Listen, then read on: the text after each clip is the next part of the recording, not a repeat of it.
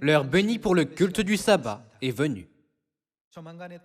Frères et sœurs, comme nous nous préparons à bientôt célébrer la Pâque, confirmons par la Bible l'importance de la Pâque.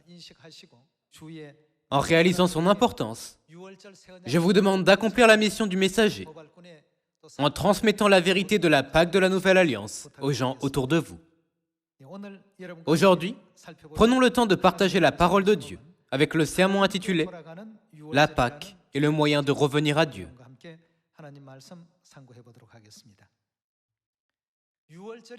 Sans la Pâque, il n'y a pas d'autre moyen de revenir à Dieu. Dieu a accordé le moyen de recevoir le pardon des péchés dans ce monde pécheur et de revenir à Dieu par la Pâque. Par conséquent, les églises qui disent « Nous n'avons pas besoin de célébrer la Pâque » sont celles qui refusent de revenir à Dieu. C'est un fait que nous devons comprendre clairement. Trouvons les réponses aux questions. Quelle église vénère vraiment Dieu et revient à lui? Et quelle est la vérité par laquelle les gens peuvent revenir à Dieu? Aujourd'hui, confirmons les réponses à ces questions par les témoignages dans la Bible. Ouvrons 2 Chroniques, chapitre 30, verset 1.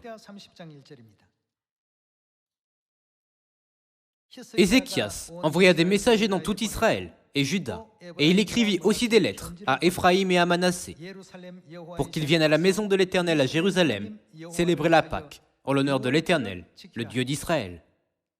Le roi, ses chefs et toute l'assemblée avaient tenu conseil à Jérusalem, afin que la Pâque soit célébrée au 2e mois. Car on ne pouvait la faire en son temps, parce que les sacrificateurs ne s'étaient pas sanctifiés en assez grand nombre et que le peuple n'était pas rassemblé à Jérusalem. La chose ayant eu l'approbation du roi et de toute l'assemblée, ils décidèrent de faire une publication dans tout Israël, depuis Beersheba jusqu'à Dan, pour que l'on vienne à Jérusalem célébrer la Pâque en l'honneur de l'Éternel, le Dieu d'Israël. Car elle n'était plus célébrée par la multitude, comme il est écrit. Les coureurs allèrent avec les lettres du roi et de ses chefs dans tout Israël et Juda.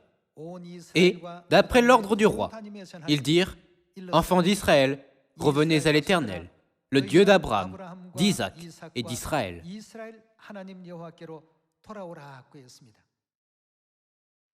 Le moyen pour nous de revenir à Dieu est par la célébration de la Pâque.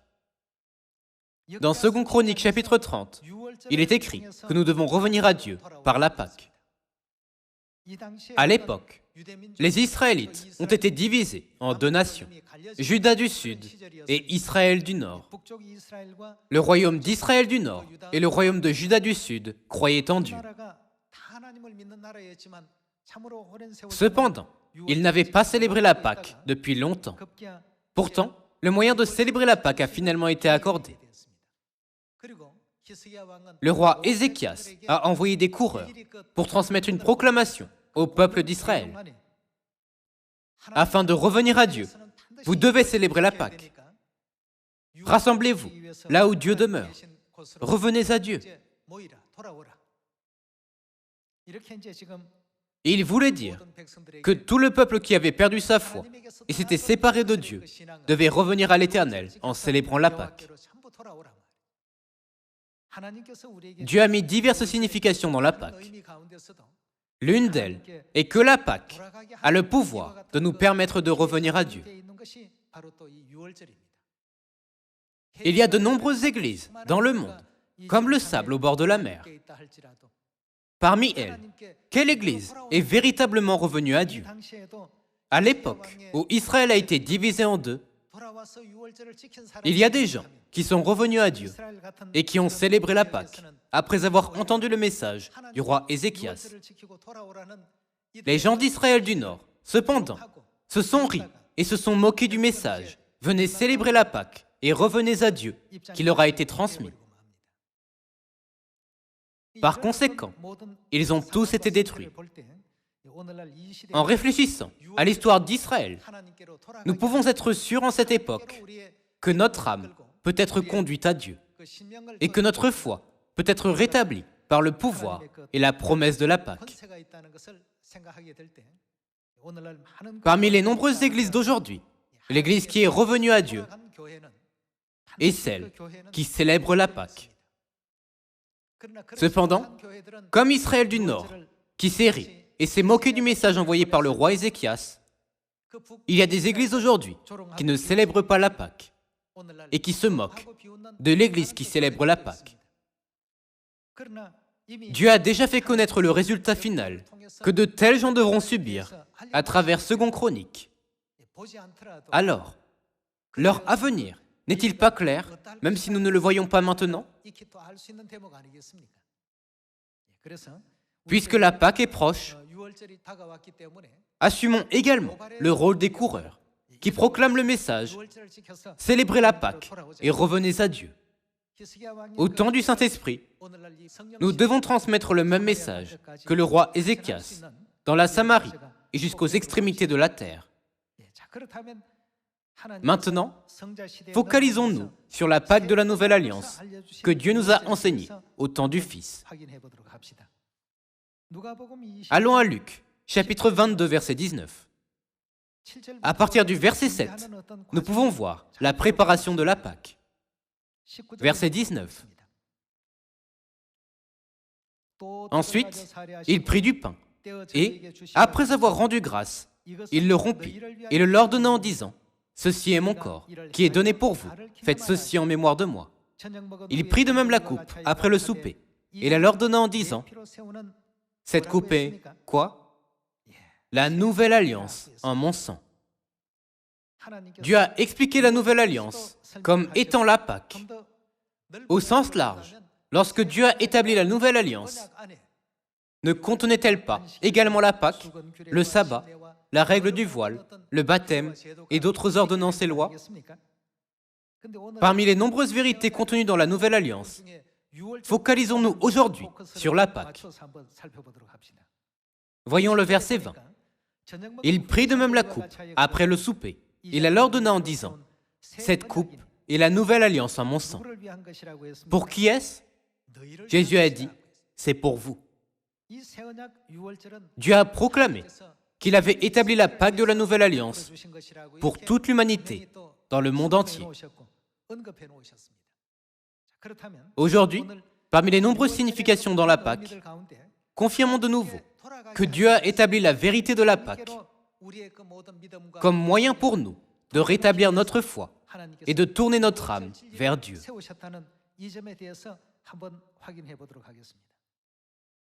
Regardons les enseignements de Dieu dans Hébreux, chapitre 8, verset 7.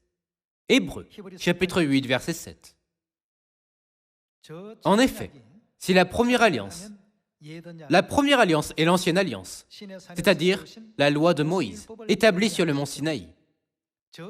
En effet, si la première alliance avait été sans défaut, il n'aurait pas été question de la remplacer par une seconde. La seconde alliance est la nouvelle alliance. Il n'aurait pas été question de la remplacer par la nouvelle alliance. Il manquait quelque chose à la première alliance. Ce qui manquait concernait le peuple, les offrandes de sacrifice, etc. Cela est dû au fait que tout cela était une ombre et non la réalité. Continuons avec le verset 8. Car c'est avec l'expression d'un blâme que le Seigneur dit à Israël, « Voici, les jours viennent, dit le Seigneur, où je ferai avec la maison d'Israël et la maison de Juda une alliance nouvelle. Non comme l'alliance que je traitais avec leur père, le jour où je les saisis par la main pour les faire sortir du pays d'Égypte. » Les caractéristiques de la nouvelle alliance sont complètement différentes de celles de l'ancienne alliance. Car ils n'ont pas persévéré dans mon alliance, et moi non plus. Je ne me suis pas soucié d'eux, dit le Seigneur. Que signifie la phrase « moi non plus, je ne me suis pas soucié d'eux » ? C'est clair dans la version anglaise de la Bible. Cette phrase signifie que Dieu était toujours avec les Israélites. Il les surveillait, les protégeait et les menait à la victoire en guerre en battant tous leurs ennemis. Bien que Dieu ait fait tout cela, ils n'ont pas persévéré dans son alliance. À cause de cela, qu'a fait Dieu? Il s'est détourné et s'est éloigné du milieu d'eux. C'est comme quand Saül, le premier roi d'Israël, n'a pas obéi à tout ce que Dieu lui avait ordonné de faire en désobéissant à la parole de Dieu. À cause de cela, l'Esprit de Dieu s'est retiré de Saül. Une fois que Dieu s'est éloigné de Saül, un mauvais esprit a commencé à agir en lui. Selon ces paroles, nous pouvons voir que ceux qui ne persévèrent pas dans l'alliance présentent le même symptôme. Mais voici l'alliance que je ferai avec la maison d'Israël après ces jours-là, dit le Seigneur. Je mettrai mes lois dans leur esprit, je les écrirai dans leur cœur, et je serai leur Dieu, et ils seront mon peuple. Je serai leur Dieu, et ils seront mon peuple, afin qu'ils soient en eux et qu'ils soient en lui. En d'autres termes, afin qu'ils reviennent à lui. Qu'a-t-il établi? Il a établi la nouvelle alliance. Cependant, Dieu ne sera pas avec ceux qui ne persévèrent pas dans son alliance, mais il se détournera d'eux. Il en est de même pour Judas Iscariote. Il a commencé à montrer des signes que sa foi se détériorait. Une fois qu'un mauvais esprit est entré en lui, il est devenu avide d'argent et a commis l'acte ignoble de trahir Jésus pour 30 pièces d'argent. Lorsque l'Esprit de Dieu a quitté Saül, c'était le moment où un mauvais esprit est entré en lui et a commencé à le tourmenter. Dans une telle douleur, il a appelé David, avec qui Dieu était, à venir jouer de la harpe pour lui. En écoutant le son de la harpe, il a momentanément retrouvé ses esprits et s'est apaisé.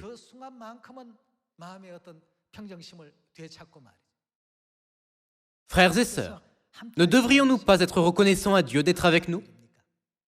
Si Dieu nous quittait, nous serions tous comme Saül. Nous serions même capables de faire des choses que nous n'imaginerions jamais faire, comme Judas Iscariote. C'est pourquoi il est écrit dans 2 Chroniques chapitre 30, « Revenez à Dieu ».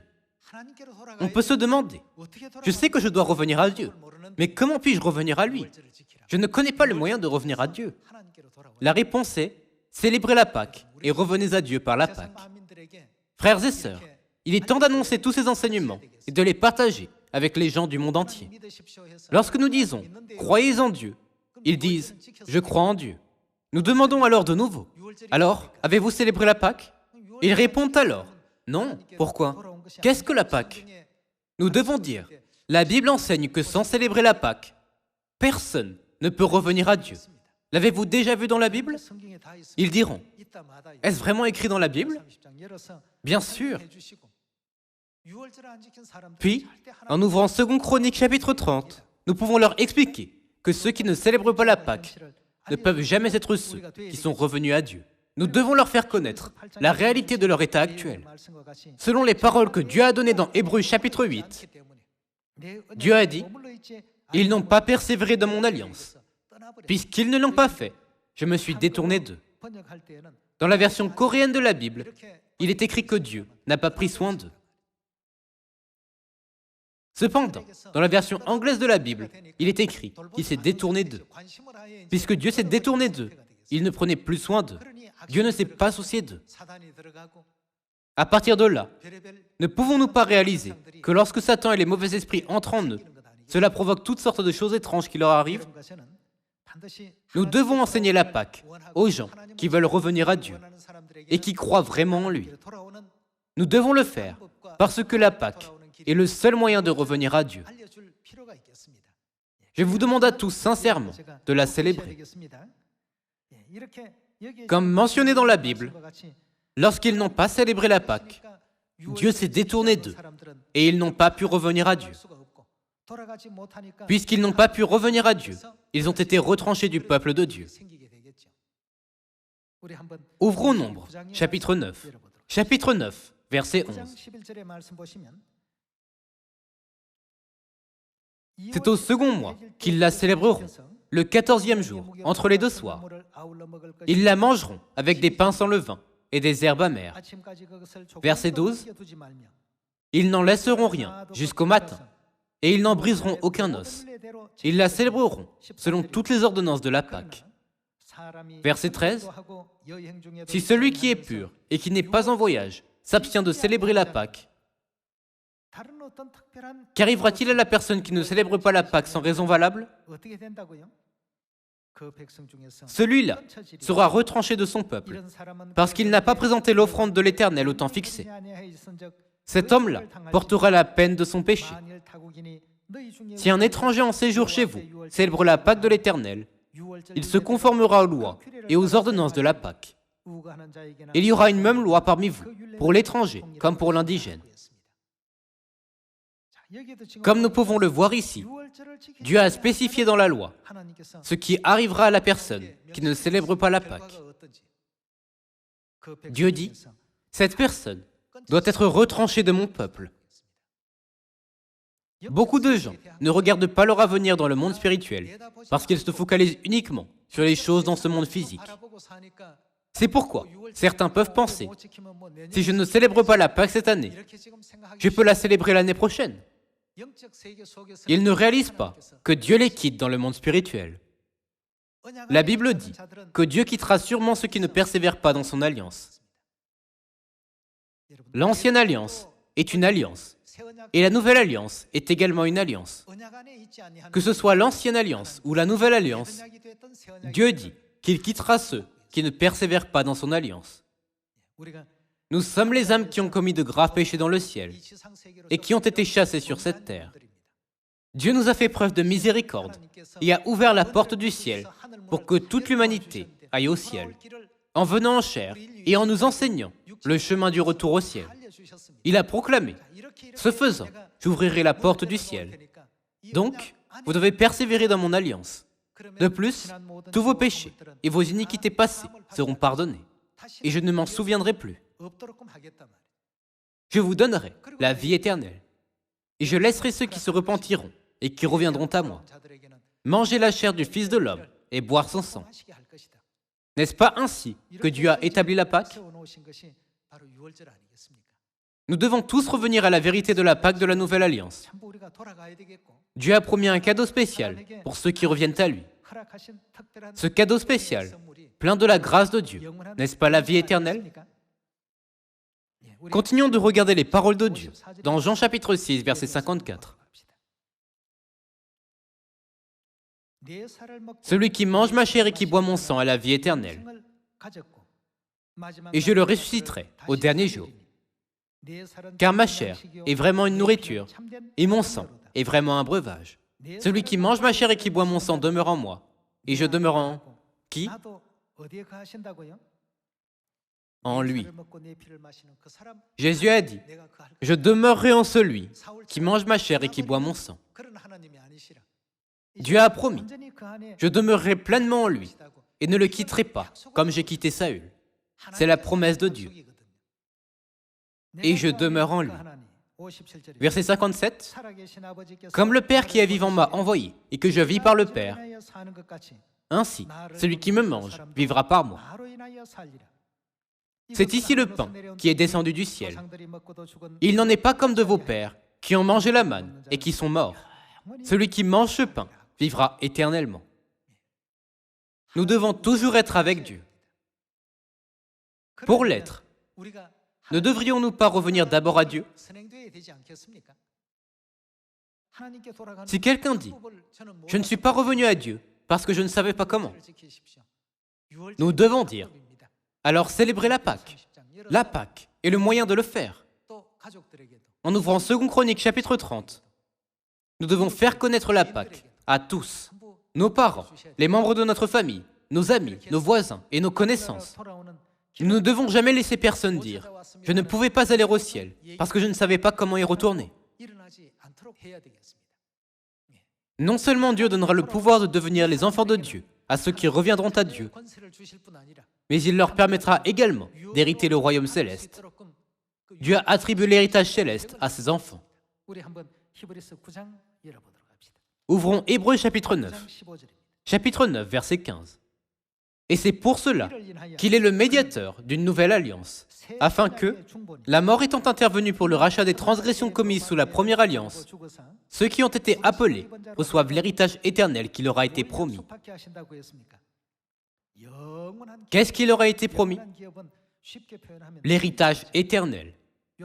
L'héritage éternel signifie le royaume des cieux.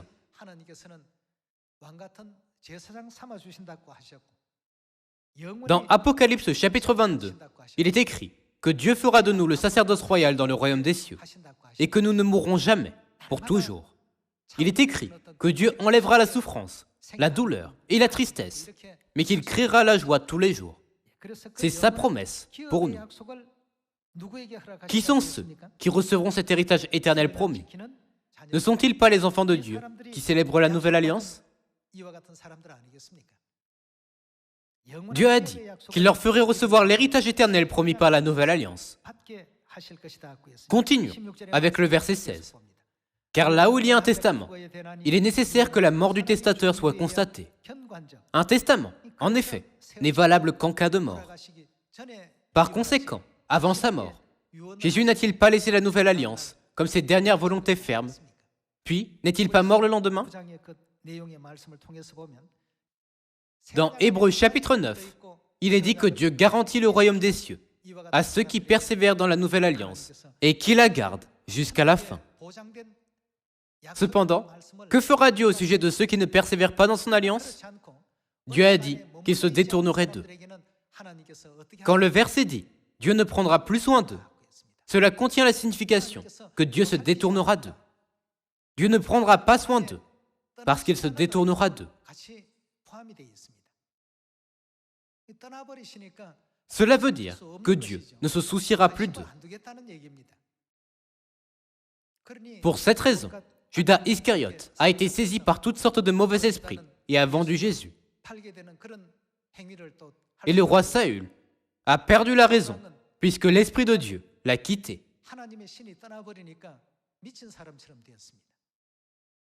De telles personnes ne pouvaient plus rien discerner. Lorsque Dieu était avec lui, il avait un grand pouvoir et était toujours protégé. Dieu l'aidait à être victorieux chaque fois qu'il était en guerre. Cependant, lorsque Dieu n'était pas avec lui, il a été frappé avec une flèche dans un combat et a été tué. Finalement, n'a-t-il pas rencontré une fin misérable? Aujourd'hui, nous devons garder à l'esprit que la Pâque est une vérité inestimable qui permet à nos âmes de revenir à Dieu. Bien que nous ayons péché dans le ciel et ayons été chassés sur cette terre, Dieu promet, si vous revenez à moi par la Pâque, je vous accepterai comme mon peuple. Je demeurerai en vous et vous demeurerez en moi. Je vous nourrirai de ma chair et de mon sang et je deviendrai un avec vous. Je vous donnerai également le titre du sacerdoce royal pour régner dans le ciel. De plus, je vous donnerai la vie éternelle. Ce que Dieu accorde à ceux qui persévèrent dans son alliance est vraiment exceptionnel. Cependant, à ceux qui vivent sur cette terre, cette opportunité extraordinaire ne semble pas réaliste par rapport à cet environnement actuel. C'est pourquoi ils la considèrent comme quelque chose d'insignifiant.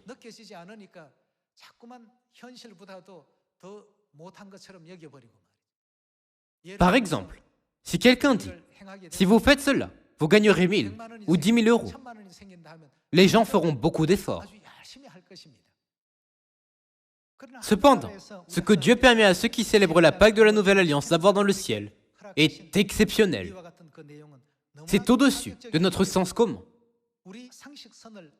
Puisque c'est si extraordinaire et incroyable, les gens considèrent cette bénédiction comme quelque chose d'irréaliste.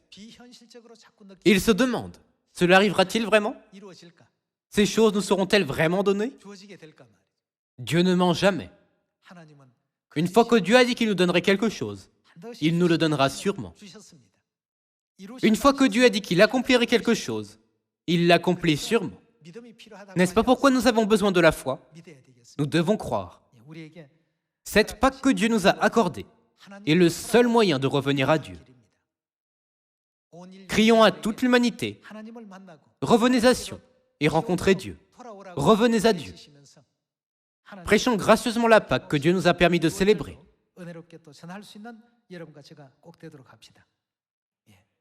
Lorsque Dieu nous a appelés, nous avons reçu le titre d'ouvrier. Quel genre d'ouvriers sommes-nous? Les ouvriers qui fabriquent des voitures? Les ouvriers qui fabriquent des navires? Voyons 2 Corinthiens chapitre 3. Chapitre 3, verset 6.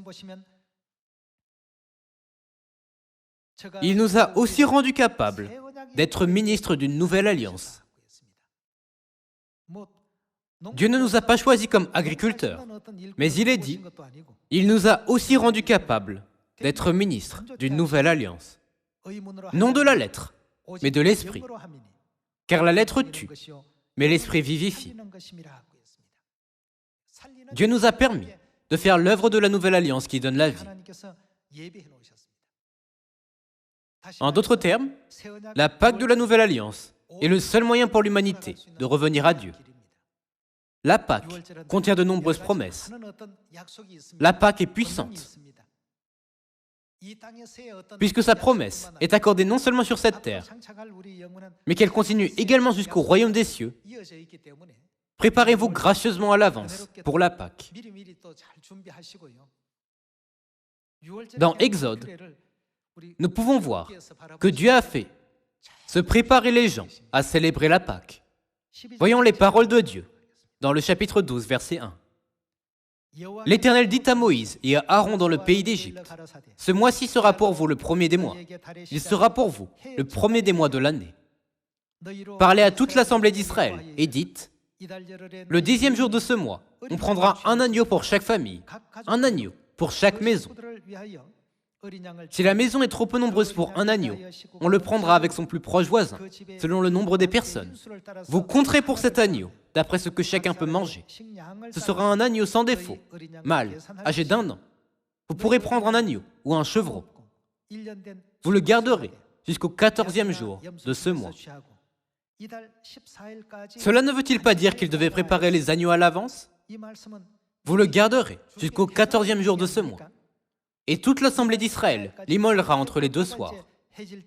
On prendra de son sang et on en mettra sur les 2 poteaux et sur le linteau de la porte des maisons où on le mangera. Cette même nuit, on en mangera la chair, rôtie au feu. On la mangera avec des pains sans levain et des herbes amères. Vous ne le mangerez point à demi-cuit et bouilli dans l'eau, mais il sera rôti au feu, avec la tête, les jambes et l'intérieur. Vous n'en laisserez rien jusqu'au matin. Et s'il en reste quelque chose le matin, vous le brûlerez au feu. Dieu leur a dit de se préparer pour la Pâque de tout leur cœur, afin qu'elle puisse être célébrée d'une manière sainte et pieuse. Si nous nous préparons à l'avance pour la fête, je crois que père et mère béniront tous leurs enfants, qui se lamentent à cause de la fête et qui s'y préparent diligemment. En pensant, il faut la célébrer correctement. Dieu répandra sur eux encore plus de grâce du Saint-Esprit et de précieuses bénédictions, comme celles données au roi Josias et au roi Ézéchias. La Pâque de la Nouvelle Alliance est le moyen de revenir à Dieu. Toute l'humanité doit certainement savoir quel est le seul moyen de revenir à Dieu. Par conséquent, allons l'enseigner aux gens qui ne savent pas encore comment revenir à Dieu, en espérant que vous transmettrez cette vérité à beaucoup de gens et les conduirez à la repentance par la Pâque de cette année. J'aimerais conclure le sermon d'aujourd'hui. Merci beaucoup.